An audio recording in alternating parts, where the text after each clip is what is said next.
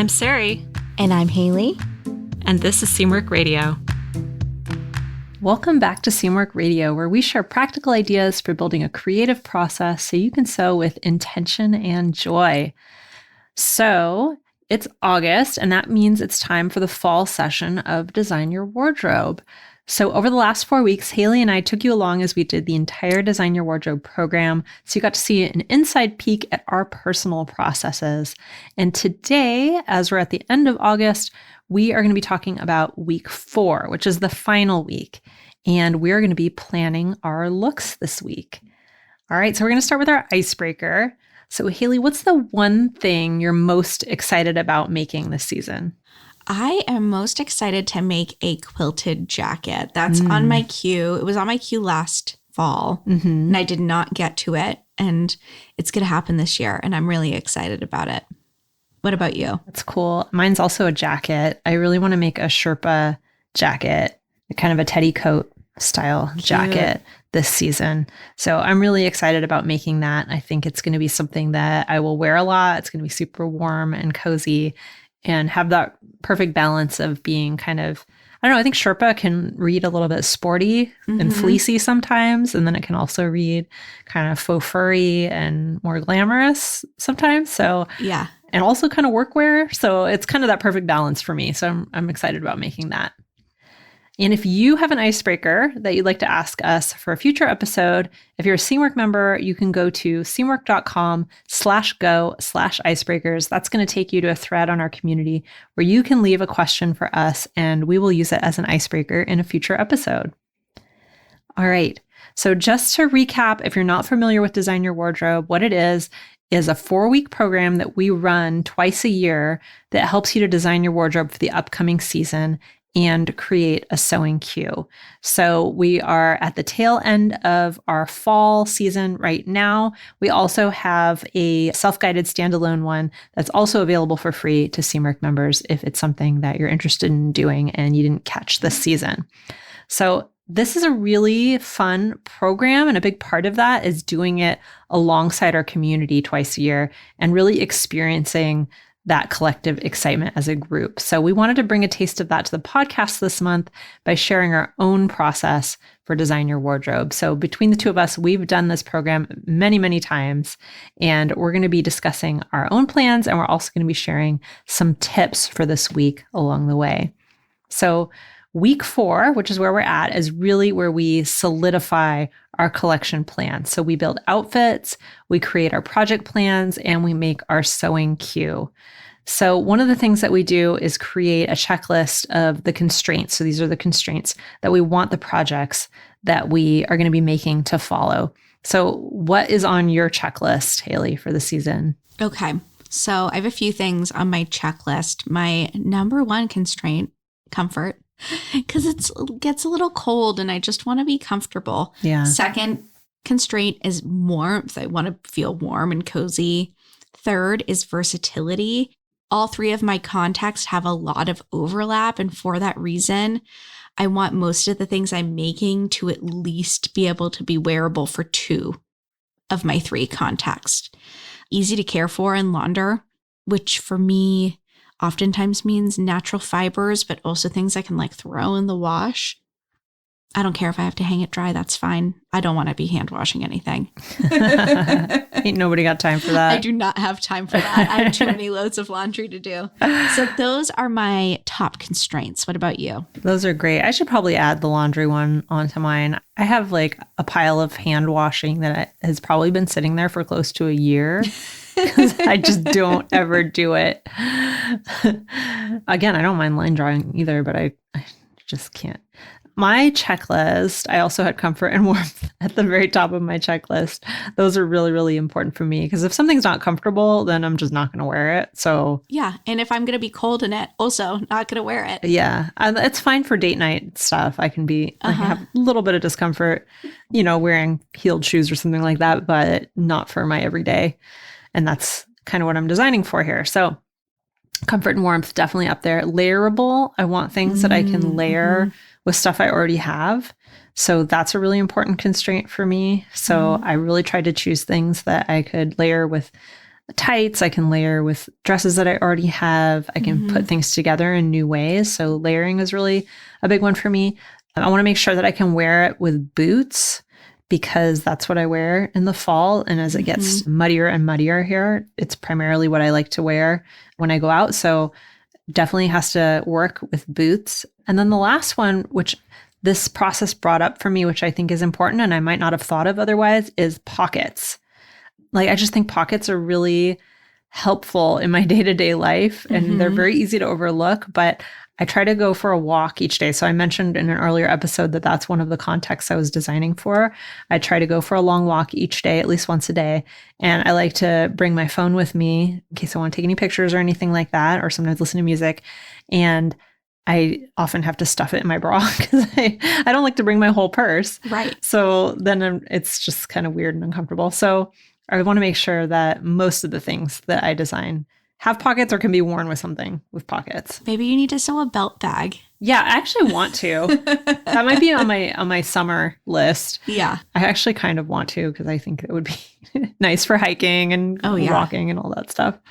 I actually have one for backpacking, but it's like a super lightweight thing that packs into a tiny, tiny thing. It's not like an everyday thing.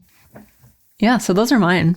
Those are good ones. I like the layerability one and the shoes one because I think that's really easy to overlook.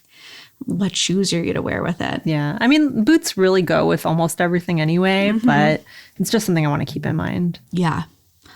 So over the years, how have you used these constraints and context from Design Your Wardrobe? I think in a couple ways. I think the primary way for me is I keep them in mind as I'm picking out what I'm going to be putting in my sewing queue for the season. So that's the primary thing, is that I think just knowing what they are up front helps you to pick out things that are going to be practical for you. And I think that's the main way I use them. You can also use them as a checklist and kind of after you've decided or almost decided what you want to make, kind of go through the checklist for each one and make sure that it follows those constraints and it's going to work within that checklist. So that's another way you can do it. But for me, it's mostly I just keep it in mind as I'm deciding what to sew. What about you? Do you feel like that's how you use it? Yeah, it's definitely a really valuable decision-making tool. I use it during the active Design Your Wardrobe process, but also it's really helpful with wild cards that come up, over the next 6 months between now and when we do spring Design Your Wardrobe. I was considering putting my context up near my mood board this year to kind of help keep that front of mind. Yeah. I think this process really surfaces a lot of things that you might not have thought of. Like some of them are a little bit obvious, like maybe comfort. You might have already known that about yourself. But for me, the pockets thing, pockets have always been kind of like a nice to have for me. Yeah. But as I thought about this and I thought about that context I was designing for, and that going for walks is actually something I do every day. And it is very annoying not to have a place to put my phone. Yeah. I don't think I would have thought of that as a constraint for my projects if I hadn't, took the time to write this down. So can you tell me about some of the outfits that you designed? Oh, this is the fun part. Yeah, I'm really excited about what I'm making this season. So the outfits that I designed, I have kind of sort of a lot of them.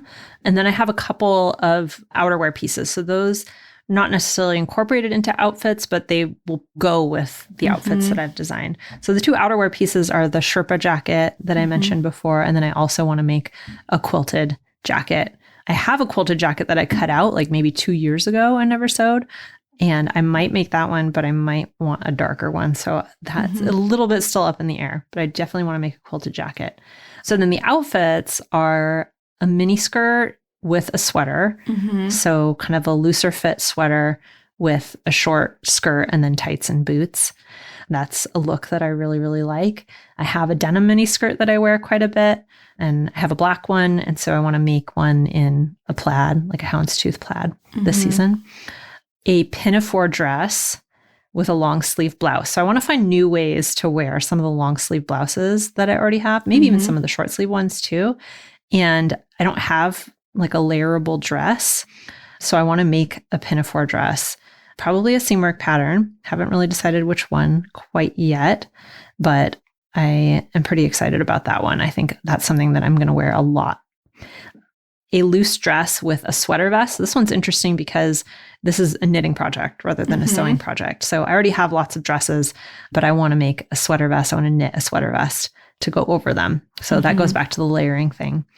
High-waisted pants with a knit top. So my spring designer wardrobe plan, I made a variation on the Chelsea jeans, the Seamark Chelsea jeans, and I love them so much. They're my favorite pair of pants. The fit is incredible. So I'm really, really excited to make another pair and do it in more of a fall fabric. So that with a knit top, I think that looks really good with maybe a more fitted knit top or even with a looser fit sweater. And then the last outfit is a sweater dress with tights and boots. I do wear sweater dresses a lot when the weather gets colder because it's a one and done thing. You throw it on, it's knit, it's warm, it's comfortable, it looks chic. You just can't go wrong with a sweater dress. It ticks all my boxes. So I have a few of them and I want to definitely make another one. I do find them actually a little bit tricky to get right when I'm sewing them though, as opposed to either something that's like a full fashion knit or ready to wear. Picking out the right fabric so it has that sweater dress look instead of just looking like a baggy sweatshirt can be a little bit hard. So I'm going to work on that and try and get that right. So those are my outfits. What about you? Well, I really heavily lean into outfit formulas. So I would say that my looks that I designed are like, they have like a lot of similarities, but I feel good about it. Some of the like common themes I'm seeing are like a lot of layers, kind of leaning into that comfort and warmth that was from my constraints we talked about. Another observation is that I don't have any dresses or skirts, all jeans, trousers, overalls. And another theme I see is that I have at least 2 layers up top on all of my looks. So one of my outfit formulas is a straight leg pant and an oversized button up or button down. And I always usually layer like a t-shirt or something underneath that. Another outfit formula is a straight leg or a wide leg pant, an oversized sweater, and then an overcoat, something like a long length. And then I also have a pair of straight leg or wide leg pants, a cropped sweater, and then a boxier jacket. Those are really, when I'm being realistic, those are the 3 outfit formulas that I really lean into on the daily. And so I wanted to play with how I can utilize color and fabric there, and also just like elements of styling to make those feel really special and fun. That leads me into another question, which is, do you tend to lean into outfit formulas? I do. You know, I think I know what I like to wear and what works for me. And so I think it's really helpful to have some of those outfit formulas that you can throw together. I think I have quite a few of them, though. It's not just like 3 or 4 different ones. I think I have quite a few of them, but I do find that really, really helpful because it kind of helps me to stick with what I enjoy wearing, what I know that I enjoy wearing. So I think that's really nice. Like I mentioned with the mini skirt and sweater, like I have a dark denim mini skirt and I know that I wear that. I have a black one. I know that I wear that. I own a lot of sweaters already. Like pairing those 2 things, I know that I feel comfortable in that. So having that as kind of a baseline outfit formula is really, really helpful to me. And then I can maybe I'll end up making more than one skirt because I know that I'll actually wear it a lot. And then I mentioned also the sweater dress. Like that's something I know that I love wearing. So I find that super, super helpful. And you already said that you also basically really lean into that. So yeah, and I definitely dress outside of that. But when I'm planning my wardrobe, I find it so helpful to lean into those because the wild cards, they come up on their own. I find that happens really organically for me, but just really being honest with myself about my like core formulas really helps me. When you're sketching or planning your outfits, do you utilize flats or are you drawing on croquis? What's your method? So I last season started drawing with a croquis using Procreate on my iPad with an Apple Pencil. And I love that. I've promised people a video on YouTube about it, but I haven't gotten around to making it quite yet. But it's really, really easy and fast. And you can really easily trace the same croquis over and over. You can add a lot of different colors. You can add textures. So that's what I really enjoy using now for doing my sketching. Mm-hmm. I just think it helps me to create a more evocative sketch than I could otherwise unless I had like a ton of art supplies. So Yeah. I really, really like that. What about you? Do you do a lot of sketching with a Croquis? Yeah, I tend to use like trace paper and a Croquis. I really like using a Croquis as opposed to just utilizing flats because I find that I use a Croquis that's me-shaped.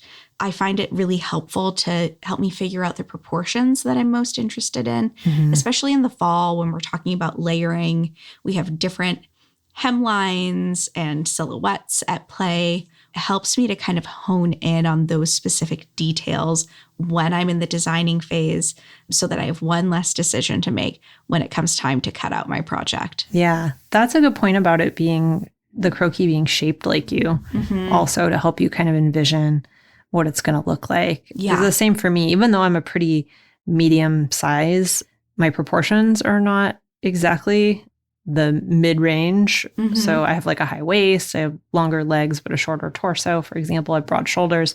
So what I did is take a picture of myself and then you can just trace it using Procreate. You could trace it just using trace paper too. Obviously, there's a lot of different ways to do it, but that's a really fast and easy way to have kind of an outline of my own body and be able to fit clothes on it and see, you won't see exactly how they look, but you can kind of get an idea of what it will look like proportionally on you. Yeah, especially and if you're new to outfit formulas or that's something you're exploring, I think that that's like a nice way to kind of like do a little trial, a mock trial of some of the ones that you're toying around with. Yeah. The other thing I like about Procreate is the color aspect of it because it's very easy you have layers basically. So if you're familiar with something like Photoshop, there are layers and you can delete the layers, add new layers. So you can try on different colors onto your Croquis, which is really, really nice. So then if you have a certain fabric in mind or you're debating between two different fabrics, you can kind of play around and see what might look better. And I even use it to kind of sketch out the prints of the fabrics that I have, kind of see how they would fall on my body and how it would look. And I just find that really, really helpful. Ooh, I need to play around with that. That sounds like fun. It's a really fun program. So my next question is, we've talked about looks. Now let's get into projects. What projects are you going to be sewing up this season? So far, I have 6, along with the one knitting project that I mentioned.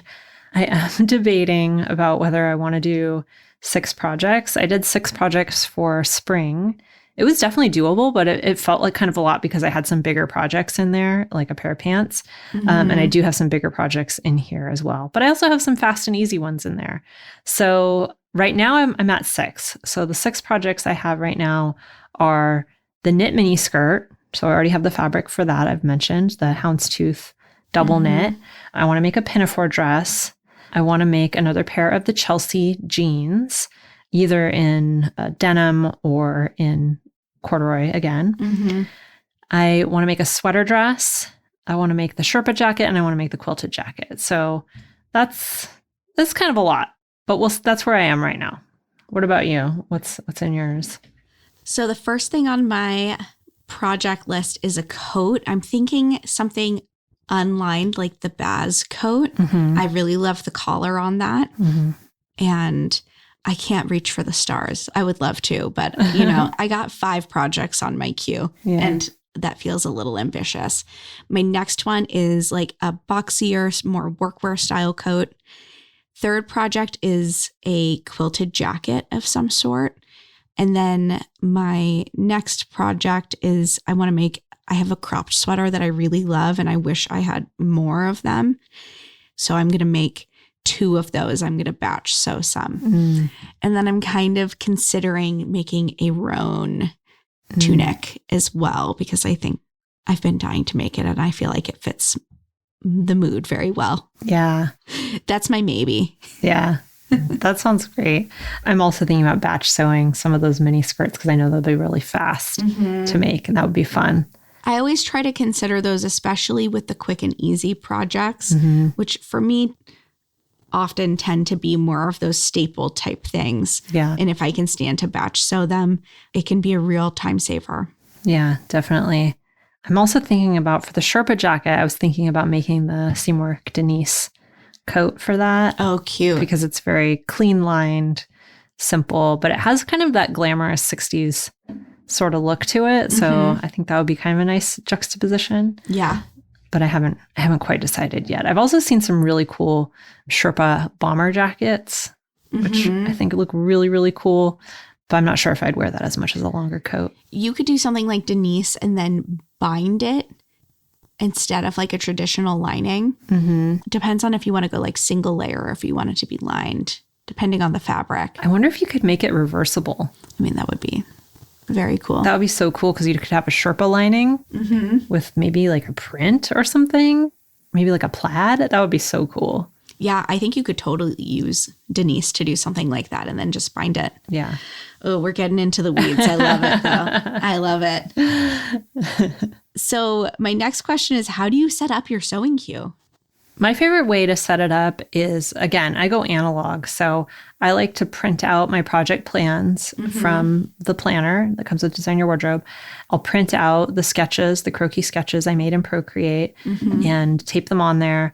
I'll fill out the whole project plan. I'll put the fabric swatches on it, and then I'll just pin it up on my mood board alongside the mood board.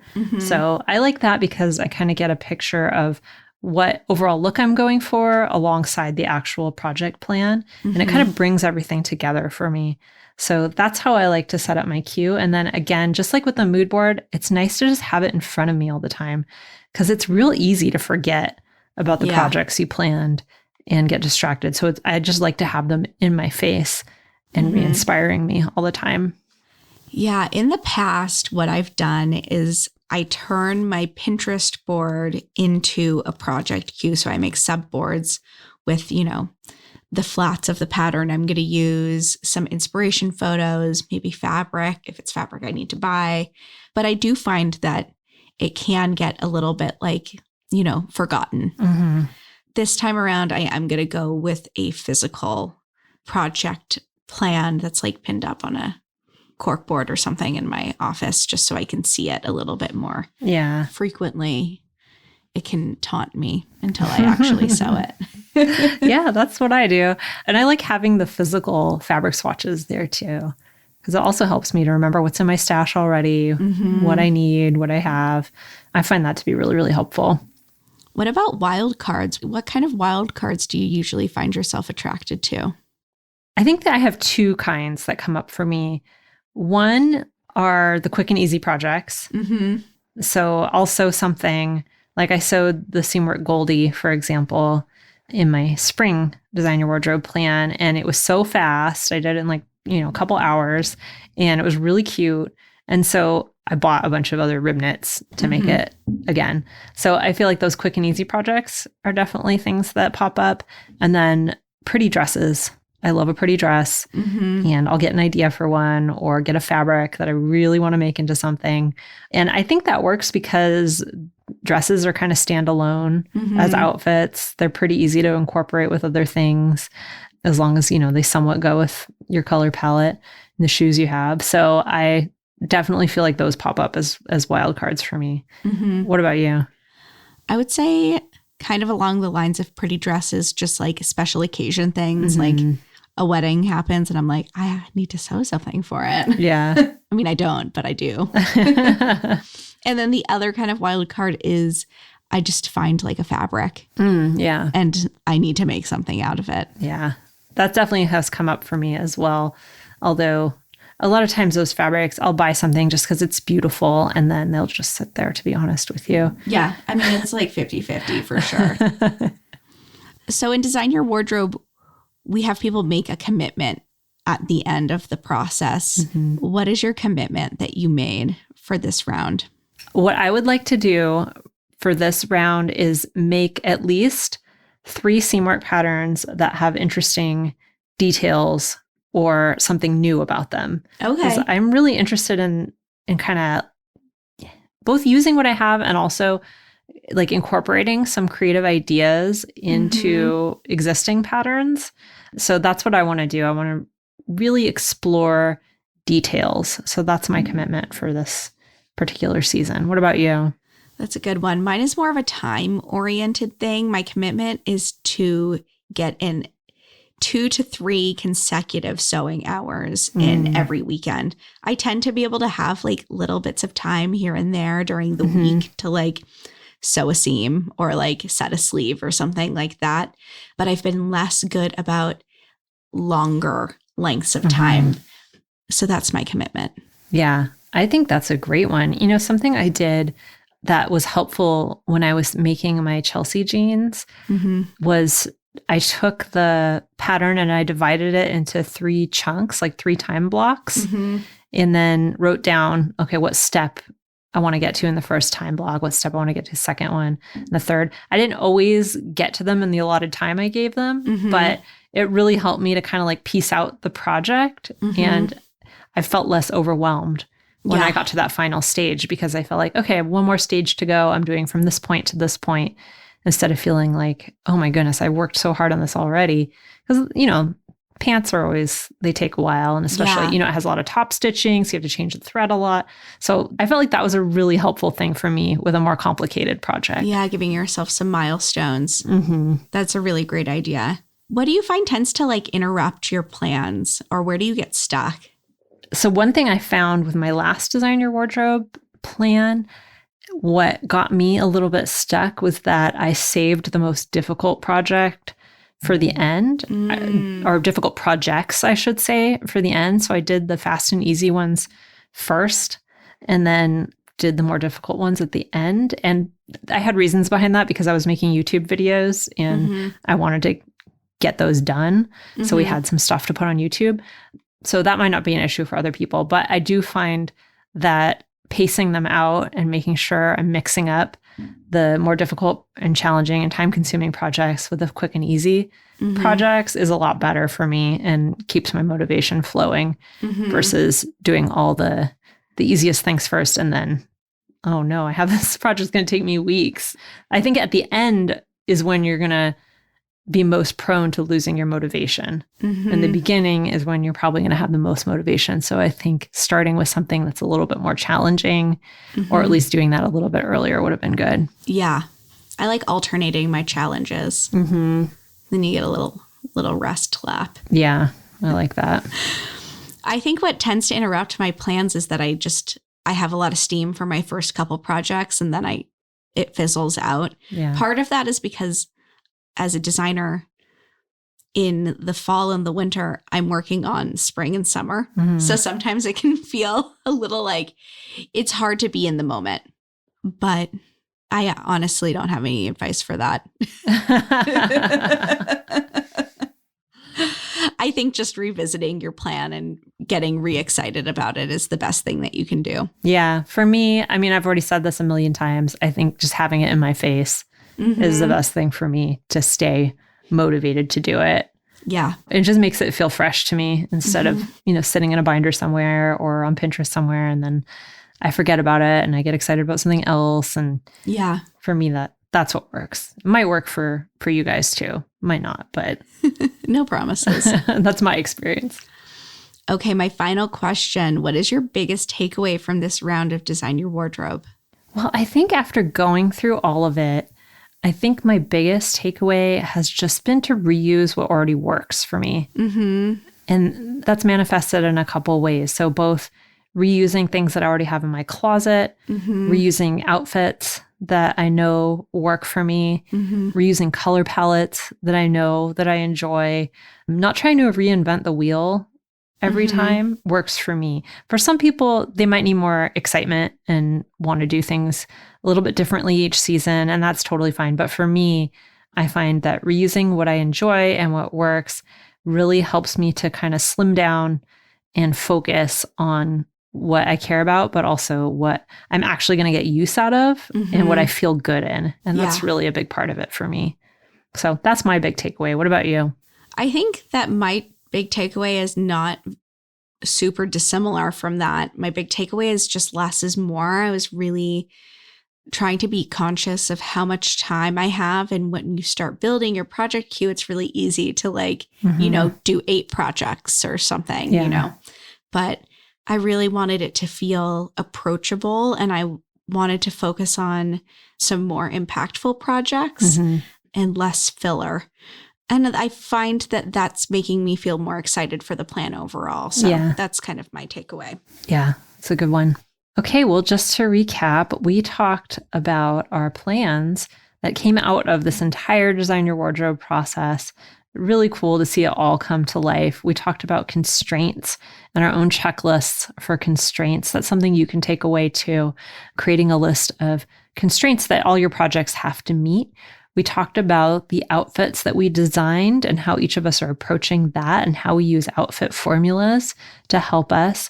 We talked about sketching and some different ways you can do that, either with a tool like Procreate or just with pen and tracing paper. Mm-hmm. We talked about the projects we're actually going to be making and how to keep our cues manageable. We talked about the benefits of having a physical mood board for just kind of keeping you on track and reinvigorating your inspiration and what you wanted to work on and keeping that in mind. And we also talked about the things that can derail us and how we kind of work around those things. So those are our biggest takeaways from Design Your Wardrobe. I hope you guys enjoyed this entire process and going through it with us, whether you were following along with Design Your Wardrobe itself or just learning about it and maybe trying out some of the tips and the exercises that we shared. You are totally welcome to do that as well. You can also follow along with the self-guided program if you're a Seamwork member. If you actually want to go through and do the whole process and all the exercises, it's totally free for you. So you can check it out at seamwork.com/go/DYW. And if you liked this episode, please leave us a 5-star review on whatever podcast platform you choose. We would love to hear your review, and we will likely read it on a future episode if you share it with us. So we have one here from Drawsaw. This person says, "My new addiction. Love the supportive atmosphere and helpful info for sewing enthusiasts. Worthwhile for beginners and experts alike. Inspiring and thoughtful." Oh, thank you so much. That is such a sweet, sweet comment. Thank you so much. And if you would like to leave us a review, you can also, if you leave us a 5-star review, you can also leave us a question in your review and we will try to answer it on a future episode. So we'll be reading through all those 5-star reviews, looking for those questions, and we'll incorporate them at the end of a future episode. You can also follow us on YouTube at Seamwork Video, where we create lots of cool videos apart from the podcast, and you can see Haley and I's smiling faces over there as well. You can follow us on Instagram at Seamwork, and if you'd like to join Seamwork and become part of our private community, plus get access to hundreds of sewing patterns and dozens of sew-along classes, our podcast listeners get a 50% off lifetime discount when you join at seamwork.com/go/podcast50. So that's seamwork.com/go/podcast50. And that wraps up our Design Your Wardrobe program for this season. All right. I am Sarai. And I'm Haley. And this is Seamwork Radio. Seamwork Radio is brought to you by the team at Seamwork. Seamwork's an online community that supports you in creating a wardrobe that feels right for you. When you join us at Seamwork, you become part of our private community of makers, and you also get access to monthly sew-along classes, a library of over 200 sewing patterns, and tons of great resources to help guide you through the sewing adventure that you choose. Podcast listeners can get half off a Seamwork Unlimited membership, which means you can download as many of those 200 plus patterns as you want at any time, and our community will be there to guide and support you. If you'd like to join us for half off, just visit seamwork.com/go/podcast50. You can also find us on Instagram at Seamwork or visit our YouTube channel, which is called Seamwork Video. We love hearing from you, so let us know if there's a topic or a personal story that you'd like us to cover. Thanks for listening to Seamwork Radio.